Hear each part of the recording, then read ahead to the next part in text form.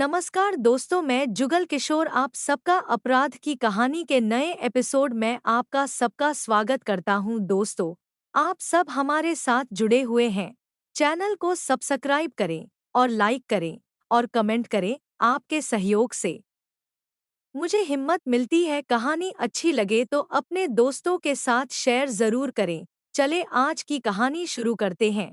दोस्तों, आज का युग वैसा डिजिटल का है जहां हर काम डिजिटल का है। जो काम महीनों में होता था आज कुछ ही सेकंड में मैं हो जाता है। जहां डिजिटल युग के बहुत सारे फायदे हैं, वहीं कुछ नुकसान भी हैं।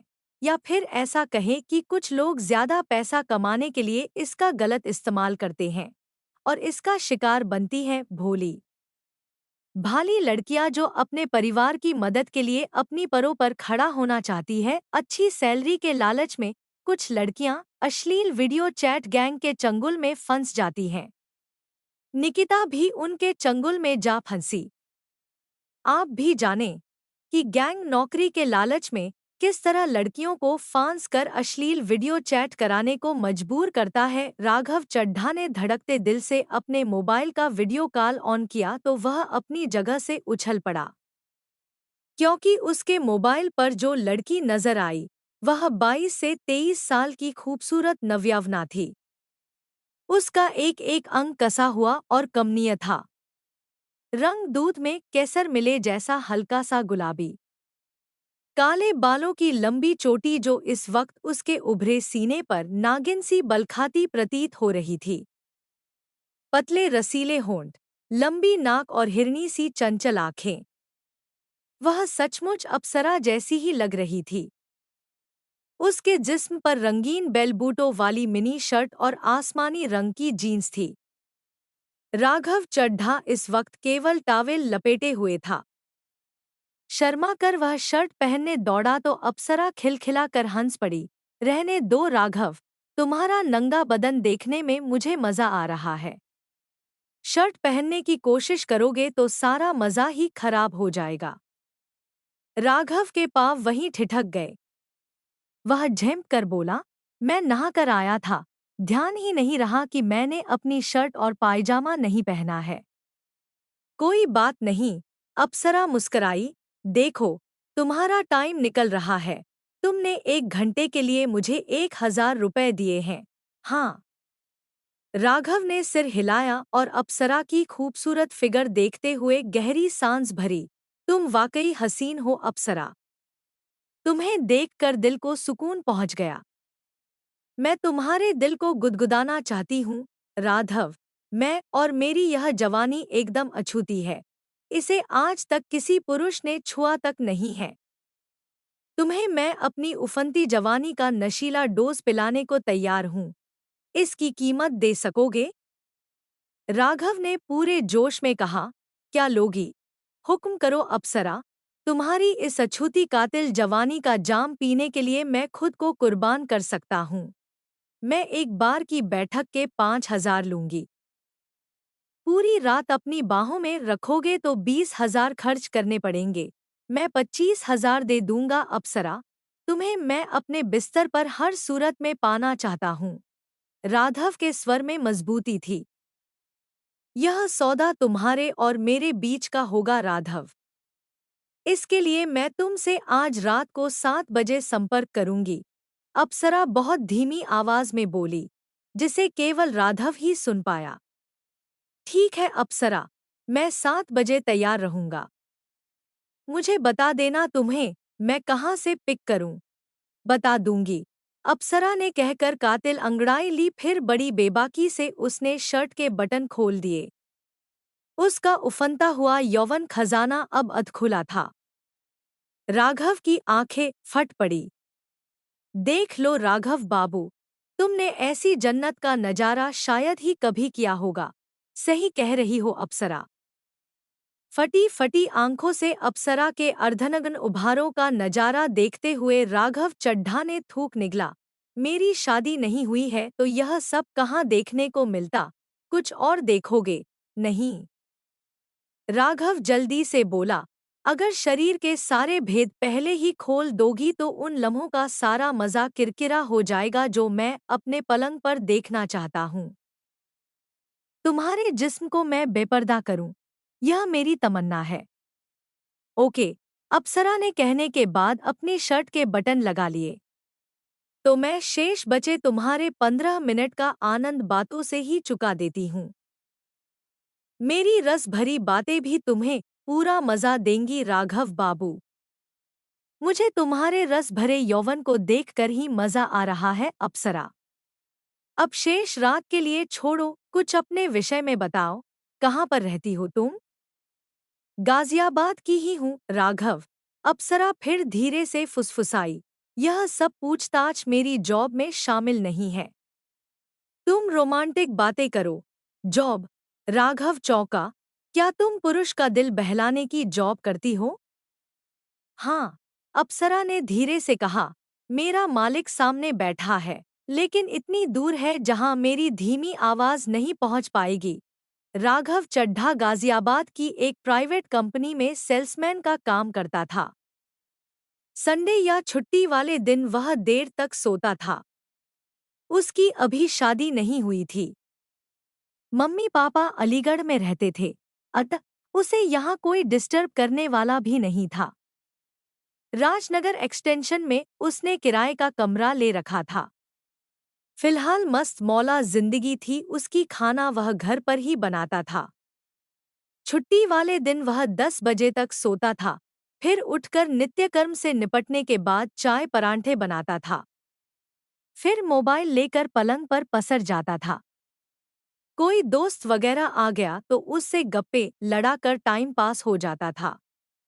उस दिन रविवार को 10:15 बजे राघव ने बिस्तर छोड़ा, टॉवेल बाथरूम में टांग कर वह फ्रेश होने के लिए टॉयलेट में घुस गया।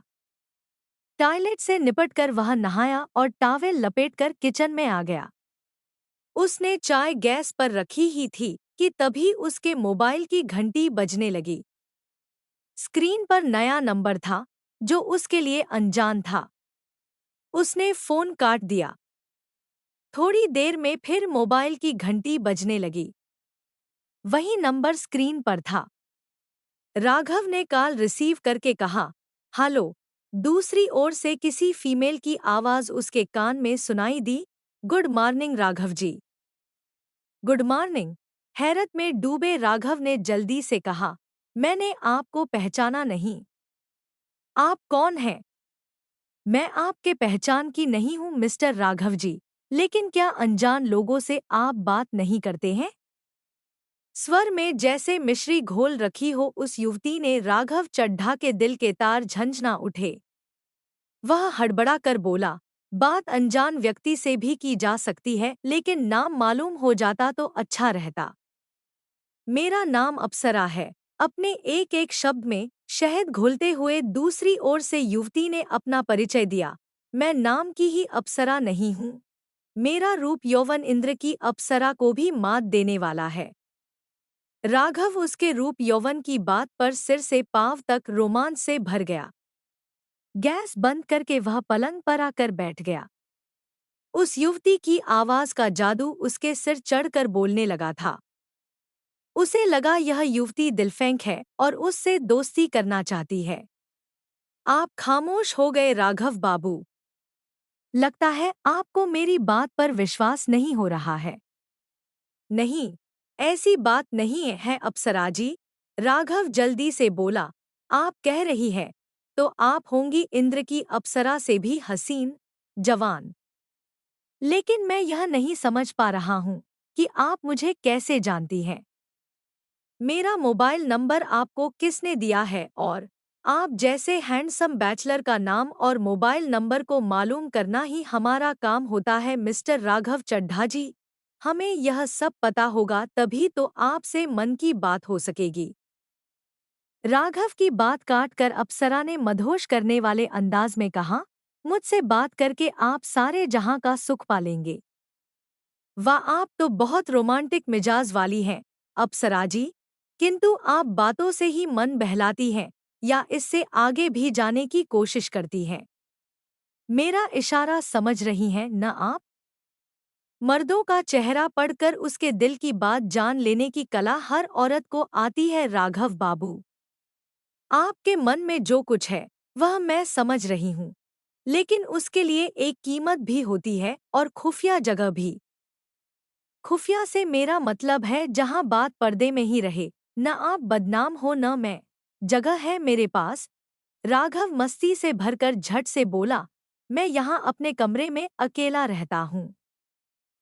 आप खुश हो जाएं, उसकी कीमत भी मैं आपको दे दूंगा। अप्सरा खिलखिलाकर हंस पड़ी। बहुत उतावले हैं आप राघव जी। लेकिन कीमत मैं बिस्तर पर आने की ही नहीं, आपसे रोमांटिक बातें करने की भी लूंगी। कितना कीमत लेंगी आप? राघव ने पूछा। बात करने की कीमत 15 मिनट के लिए केवल 250 रुपए।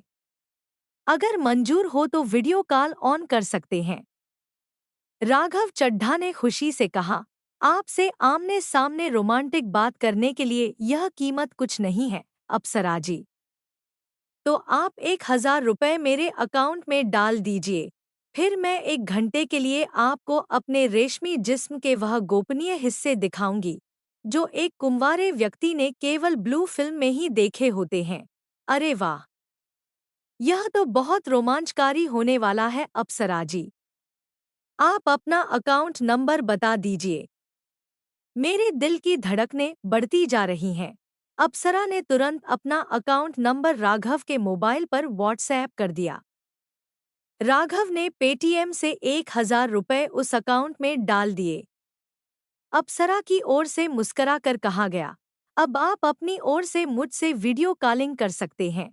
अप्सरा से बात करने के बाद राघव की खोपड़ी भन्ना गई। वह अप्सरा से बोला, यार, मैं पहली बार सुन रहा हूँ पुरुष का दिल बहलाने के लिए भी लड़कियां जॉब करती हैं। यह हकीकत है राघव। अप्सरा का स्वर गंभीर हो गया। हमारी मजबूरी कुछ भी करा लेती है राघव। लेकिन मैंने तुमसे 1 घंटे के लिए जो रुपए लिए हैं वह मेरे पर्स में नहीं आएंगे। मैं ड्यूटी पर हूँ। यह रुपए मालिक की पॉकेट में जाएंगे। हाँ, अगर तुम अपने दिल से मुझे रात को अपने पास बुलाओगे तो वह मेरी अपनी कमाई होगी। राघव कुछ क्षण सोचा फिर बोला, तुम शाम को फोन करना अप्सरा। अब तो तुमसे मिलना बहुत जरूरी हो गया है। बाय। कहने के बाद राघव ने कॉल डिस्कनेक्ट कर दी। वह अजीब सी उथल पुथल मन में लिए पलंग पर लेट गया। दुनिया में क्या क्या खेल हो रहे हैं जान लेने के बाद वह गहरी सोच में डूब गया था। उसे कब नींद आ गई वह जान ही नहीं पाया। उत्तर प्रदेश के महानगर गाजियाबाद के थाना शालीमार गार्डन में 5 जुलाई 2024 को शाम के समय एक महिला घबराई हुई आई। महिला की उम्र 25 से 26 साल के आसपास की होगी। देखने में वह खूबसूरत थी। उसका रंग गेहुआ था। साधारण साड़ी ब्लाउज में वह मध्यम परिवार से लग रही थी। उसके साथ एक व्यक्ति भी था। वह शर्ट पतलून पहने हुए था। दाढ़ी के बाल सफेद थे। सिर में भी हल्की सफेदी झलक रही थी। यह व्यक्ति 32 वर्ष के करीब होगा। पाँव में उसने रबड़ की चप्पलें पहन रखी थी। हेड कांस्टेबल मलखान सिंह उस समय बाहर ही बैठा था। उससे उस महिला के साथ आए व्यक्ति ने झिझकते हुए कहा, हमें एक शिकायत करनी है। साहब कहाँ बैठते हैं?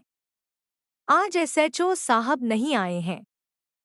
सामने के रूम में एसआई जितेंद्र सिंह मौजूद हैं, तुम उनसे मिल लो। हेड कांस्टेबल मलखान सिंह ने सामने का कमरा दिखाते हुए कहा। दोनों उस रूम की तरफ बढ़े लगे तो हेड कांस्टेबल मलखान सिंह यह जानने के लिए कि मामला क्या है, दोनों के पीछे एसआई जितेंद्र सिंह के कमरे में पहुंच गया। एसआई जितेंद्र सिंह महिला और साथ में आए व्यक्ति की ओर देखकर पूछ रहे थे, क्या हुआ है? तुम इतनी घबराई हुई क्यों हो? मेरी जान को खतरा है साहब। वे लोग मुझे जान से मार डालने की धमकी दे रहे हैं। महिला थरथराते लहजे में बोली। कौन लोग? किससे तुम्हारी जान को खतरा है? एसआई सिंह हैरान होकर बोले। वे बहुत खतरनाक लोग हैं साहब। महिला डरी आवाज में बोली। तेजाब से मेरा चेहरा बिगाड़े की धमकी दे रहे हैं। मामला गंभीर लग रहा था। एसआई सिंह ने हेड कांस्टेबल मलखान को आंखों से इशारा किया। मलखान सिंह ने दोनों के करीब आकर कहा, तुम दोनों बेंच पर बैठो। यह पुलिस थाना है, यहाँ डरने की कोई बात नहीं है। बैठो, मैं तुम्हारे लिए पानी लाता हूँ। दोनों बेंच पर बैठ गए। हेड कांस्टेबल दोनों के लिए पानी ले आया। पानी पी लेने के बाद महिला थोड़ा नॉर्मल हुई। क्या नाम है तुम्हारा? एसआई जितेंद्र सिंह ने पूछा। मेरा नाम निकिता है। यह मेरे पति हैं। इनका नाम जितेंद्र यादव है। कहाँ पर रहते हो जितेंद्र? जी, राजनगर एक्सटेंशन, नंदग्राम नगर, गाजियाबाद का निवासी हूँ मैं। एक दुकान पर नौकरी करता हूँ, जितेंद्र यादव ने बताया। तुम्हारी पत्नी निकिता को किससे जान का खतरा है? यह खतरा इसने खुद मोल लिया है साहब। जितेंद्र के स्वर में अब खींच थी। अच्छा भला घर के काम संभाल रही थी। मैं इतना कमा लाता हूँ कि इसे घर से बाहर कदम निकालने की जरूरत ही न पड़े, लेकिन नहीं। 2 अक्षर क्या पढ़ लिख गई। नौकरी करने का भूत सिर पर सवार हो गया और मुसीबत मोल के आई अपनी जान को डोट। तुम कहाँ गई थी नौकरी करने के लिए? मुझे पूरी बात बताओ। वे कौन लोग हैं जो तुम्हारी जान लेना चाहते हैं और तुम्हारे मुंह पर तेजाब डालने की धमकी दे रहे हैं? एसआई सिंह का स्वर गंभीर हो गया था। निकिता अपने साथ घटी घटना का पूरा ब्यौरा चलचित्र की भांति सुनाने लगी। सर, मैं इंटरमीडिएट तक पढ़ी हूँ। पति की कमाई से मैं संतुष्ट नहीं थी। कारण, इतनी महंगाई में कम तनख्वाह में गुजारा तो हो रहा था, किंतु भविष्य के लिए कुछ बचता नहीं था। बहुत सोच विचार करके मैंने अपना रिज्यूम, जॉब है, एप्लीकेशन पर डाल दिया। 1 जुलाई 2024 को मुझे मेरे मोबाइल पर एक कॉल आई। हेलो निकिता, आपने जॉब है ऐप पर अपना रिज्यूम डाला है। क्या आप अच्छी नौकरी करना चाहती हैं? हाँ सर, लेकिन पहले यह बताइए आप कौन हैं? मैं एक फाइनेंस कंपनी का एमडी रविंदर कुमार हूँ। मेरी कंपनी में आपके लिए फाइनेंस एडवाइजर का पद खाली है। आपको यह जॉब मैं दे सकता हूँ। मैंने केवल इंटर किया है सर, मेरी इंग्लिश भी कमजोर है। मैं यह जॉब कैसे कर पाऊंगी? निकिता ने सच्चाई बयां करते हुए कहा। आपकी कंपनी में कोई दूसरा काम हो तो बताइए। आप तो डर रही हैं। भाई मेरे यहाँ सारा काम हिंदी में ही होता है। हम भारतीय हैं निकिता जी, अंग्रेज नहीं। फिर क्यों अंग्रेजी की टांग अपने काम में घसीटें? आप बेफिक्र रहिए। आप फाइनेंस एडवाइजर का काम बखूबी कर लेंगी। मैं सैलरी भी 30,000 से ऊपर दूंगा आपको। डोट 30,000। निकिता खुशी से उछल पड़ी। बताइए रविंदर जी, मैं कब से यह जॉब ज्वाइन करूं? आज 1 जुलाई है। मैं कंपनी के काम से कोलकाता जा रहा हूं। 2 दिन का टूर है मेरा। मैं आज रात को फ्लाइट पकड़ूंगा और 3 जुलाई को फ्लाइट से वापस आ जाऊंगा। आप 4 जुलाई को मुझसे मिलकर अपना जॉइनिंग लेटर ले लेना। उसी दिन से आपकी सैलरी शुरू हो जाएगी। धन्यवाद सर। निकिता अपनी खुशी छिपाने की कोशिश करती हुई बोली। मुझे कहाँ आना होगा सर? आप सुबह 10 बजे मुझे डीएलएफ के पास बस स्टॉप पर मिलना। मैं आपको अपने ऑफिस ले जाने के लिए खुद वहां आ जाऊंगा। याद रहेगा न? 4 जुलाई 2010 बजे। याद रहेगा सर। मैं ठीक समय पर आपको मिल जाऊंगी, निकिता ने कहा। दूसरी ओर से फोन कट गया। तब निकिता खुशी से पूरे घर में नाचती रही। शाम को उसका पति जितेंद्र काम से लौटा तो निकिता ने उसके गले में प्यार से हाथ डालकर चहकते हुए कहा, आप मुझे मना करते रहे। देख लो, मुझे एक फाइनेंस कंपनी में फाइनेंस एडवाइजर की शानदार जॉब मिल गई है। सैलरी जानते हो कितनी मिलेगी? पूरे 30,000 रुपए। 30,000। जितेंद्र हैरत से बोला, अब हमारी गरीबी दूर हो जाएगी निकिता। जी हाँ, निकिता मुस्कराई। 1 महीने की सैलरी मुझे मिल जाएगी तो तुम काम छोड़ देना, घर संभालना। मैं कमा कर लाऊंगी, तुम्हें घर संभालना होगा। उड़ो मत निकिता, हम दोनों कमाएंगे, दोनों मिलकर घर को संभाल लेंगे। चलो, अब अपने हाथ से गर्मागर्म चाय बनाकर पिलाओ मुझे, जितेंद्र ने कहा और हाथ मुंह धोने बाथरूम में चला गया। निकिता 3 दिन बाद 4 जुलाई को सदसंवर कर ठीक 10 बजे डीएलएफ के बस स्टॉप पर पहुंच गई। थोड़ी ही देर में एक सांवले रंग का युवक बाइक पर वहां आ गया। निकिता, उसने अपने चेहरे से सुनहरी फ्रेम का चश्मा उतारते हुए निकिता की ओर देखा। जी हाँ, मैं निकिता हूँ।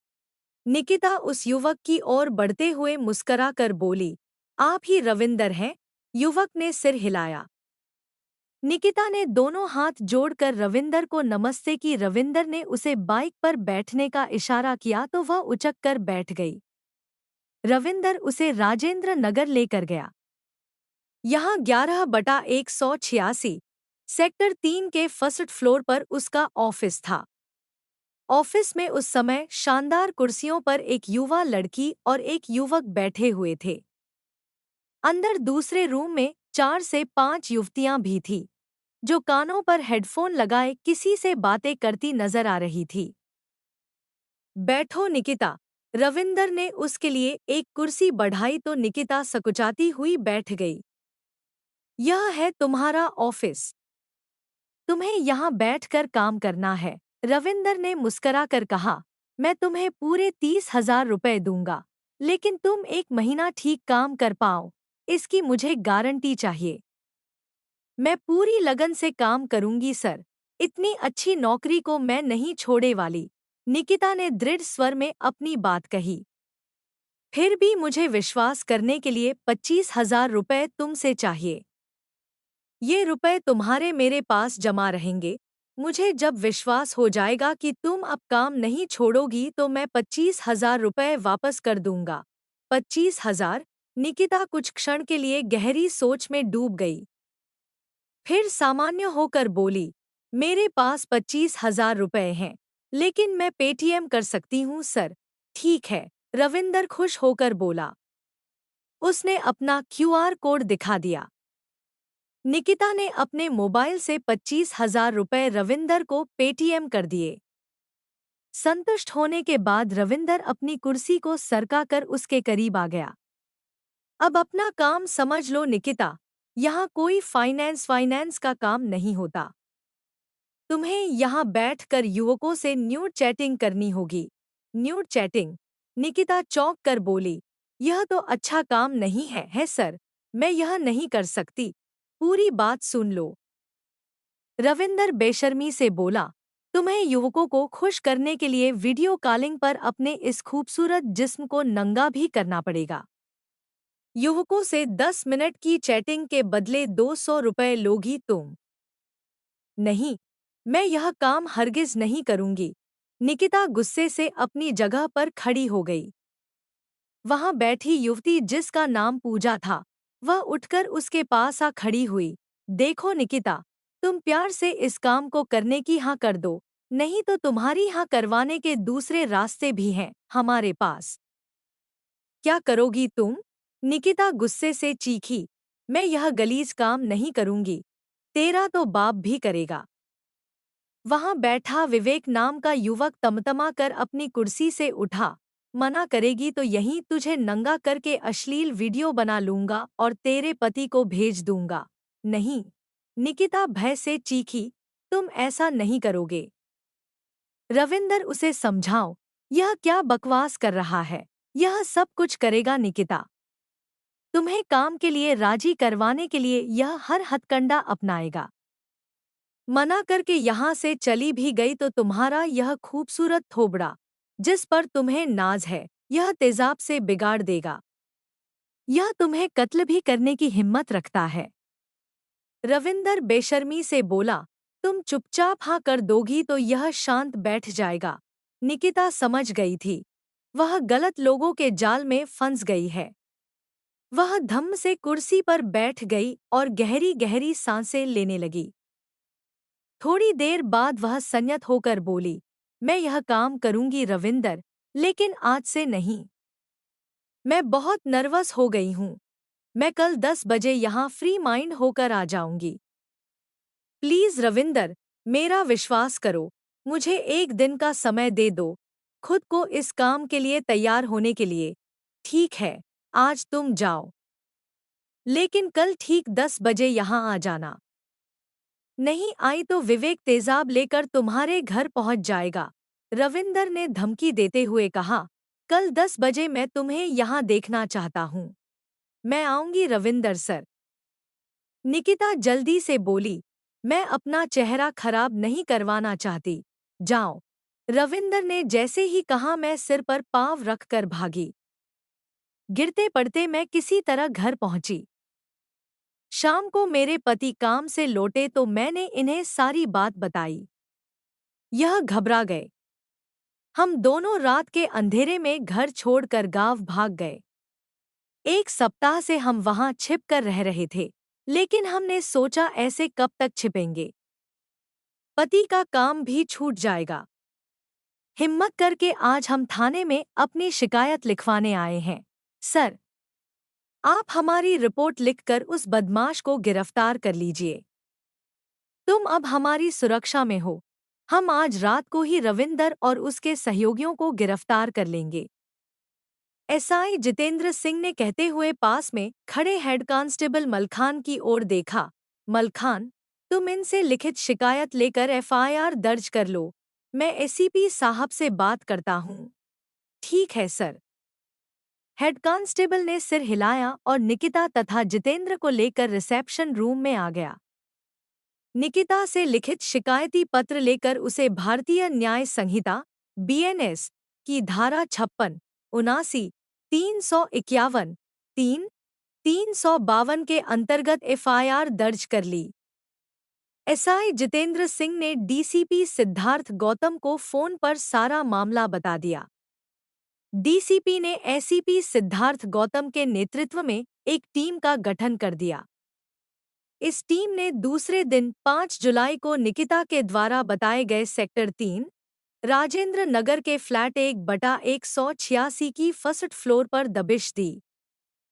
पुलिस ने यहां न्यूड चैटिंग का धंधा करने वाले रविंदर, उसके साथी विवेक और पूजा सक्सेना को गिरफ्तार कर लिया गया। अंदर के रूम में 5 युवतियां भी थीं, जो रविंदर के इस न्यूड चैटिंग धंधे में मजबूरी से शामिल हुई थी। वे वहां से मोबाइल द्वारा वीडियो कॉल पर युवकों से अश्लील बातें करती थीं। उन्हें उन युवकों को ज्यादा वक्त तक बातों में उलझाने के लिए अपने तन को निर्वस्त्र करने में भी संकोच नहीं होता था। जितना वक्त वह युवकों को बातों में उलझाती थी, उतनी ही कमाई होती थी। युवकों से 10 मिनट अश्लील चैटिंग करने को 200 से 250 रुपया वसूला जाता था। इस न्यूड चैटिंग गिरोह का सरगना रविंदर कुमार राजबाग, साहिबाबाद का निवासी है। अपनी एक महिला मित्र के कहने पर उसने अश्लील न्यूड चैटिंग का काम शुरू किया था। वह जॉब एप्लीकेशन वेबसाइट से मैरिड, अनमैरिड युवतियों, औरतों के रिज्यूम लेता था। फिर उन युवतियों को फाइनेंस एडवाइजर या लोन एजेंट की जॉब के लिए अच्छी सैलरी का लालच देकर अपने ऑफिस में बुलाता था। बाद में उन्हें धमकाकर या लालच देकर युवकों से न्यूड होकर चैटिंग करने के काम पर लगा लेता था। उन युवतियों ने बताया कि वह ऐसा करने के लिए उन्हें डराया धमकाया गया था। मजबूरी में वह यह गलत काम कर रही थी। इन पर भारतीय न्याय संहिता की धारा 56, 79, 351, 3, 352 लगाई गई। सभी को सक्षम न्यायालय में पेश करके रविंदर, विवेक और पूजा सक्सेना को जेल भेज दिया गया। शेष 5 युवतियों को चेतावनी देकर उनके परिजनों के सुपुर्द कर दिया गया। रविंदर पहले वाहन इंश्योरेंस और एआरटीओ कार्यालय से लाइसेंस व अन्य कागजात बनाने का काम करता रहा है। उसने यह न्यूड चैटिंग का धंधा करने के लिए डीएलएफ राजेंद्र नगर का वह फ्लैट 16,500 में किराए पर ले रखा था। कथा लिखने तक पुलिस उसके खिलाफ सबूत जुटाने का काम कर रही थी, ताकि उसे सख्त सजा दिलाई जा सके। आज का युग, जिसे डिजिटल का युग कहा जाता है, इसके फायदे भी है और नुकसान भी है। हर एक व्यक्ति को अपना हर एक कदम सोच समझ कर रखना होता है और सबसे ज्यादा डर लड़कियों का होता है, कब कौन कहां से उनको झांसे में फंसा दे पता नहीं। इसलिए मैं अपनी सब बहनों और महिलाओं से विनती करता हूँ कि आप हर वक्त अलर्ट रहें और सोशल मीडिया का इस्तेमाल सोच समझ कर करें। अपने अकाउंट को हमेशा लॉक रखें। दोस्तों, आपको कहानी अच्छी लगी हो तो चैनल को सब्सक्राइब जरूर करना और लाइक कमेंट भी कर देना। आपका लाइक और शेयर मुझे हिम्मत देता है। कल फिर आपसे मिलेंगे एक और नई कहानी के साथ। तब तक अपना ख्याल